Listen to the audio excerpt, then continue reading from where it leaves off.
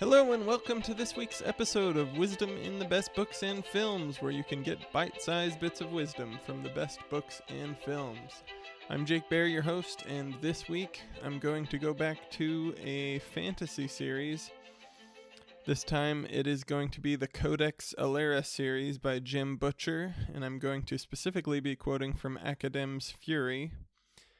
This is a really good series for probably high school age kids, I guess. It's definitely PG-13 in content, but it is highly entertaining, a fun one to read for young adult kids.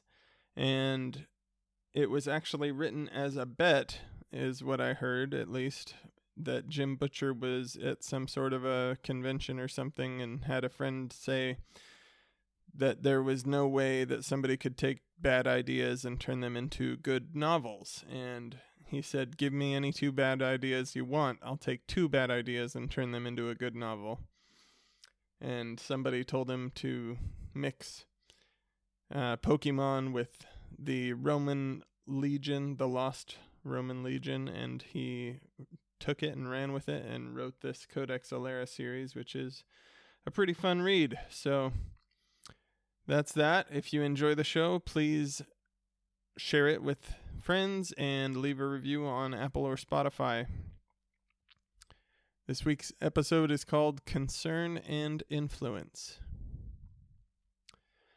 Worry takes time and energy. Our time and energy are our most important resources. But in spite of this fact, we often spend them worrying about things which we have no control over. Worry is not something we should always avoid. Sometimes it is a good sign that we need to change something in our behavior. But when we spend time worrying about things outside of what Stephen Covey called our circle of influence in the 7 Habits of Highly Effective People, we waste time that could be better spent improving ourselves or our circumstances.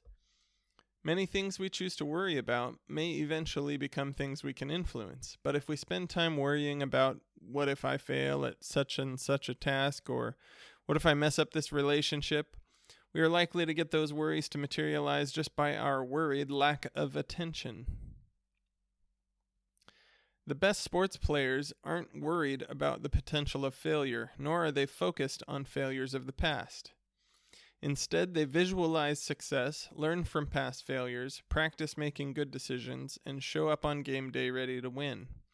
The only part of that that involves a little bit of worry is learning from past mistakes, or what's even better, learning from the mistakes of others. In Book 2 of Jim Butcher's Codex Alera series, Academ's Fury, the main character, Tavi, is worried about what will happen to Alera, the nation where he was born, if a cascade of events leads to the emperor losing power and several nobles start fighting over power. In short, he's worried about a handful of things over which he has no control. His friend Kitai asks him the key question we should ask ourselves. Quoting Tavi to start. I don't know what to do, and that bothers me. Kitai leaned her chin against the heel of one of her hands and looked at him, frowning faintly. Why? Because I am worried that there is something I am missing, he said. Something else I could be doing that would help. What if there is a way to solve this whole situation and I'm just not smart enough to think of it? What if a stone falls from the sky and kills you where you sit, Kitai said. Tavi blinked. What is that supposed to mean? That not all things are in your control, that worrying about those things will not change them. End quote. So when should we worry? This should be the first question you ask when you find yourself worrying about anything. Is this worry something that I can affect by changing my own actions?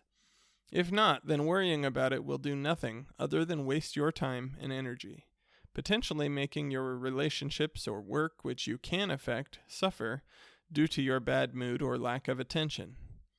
If you can affect the worry for the better, then go forward and do what you can to improve the situation, confident that your time is being well spent in the pursuit of good. Otherwise, let those worries go and focus on your own circle of influence.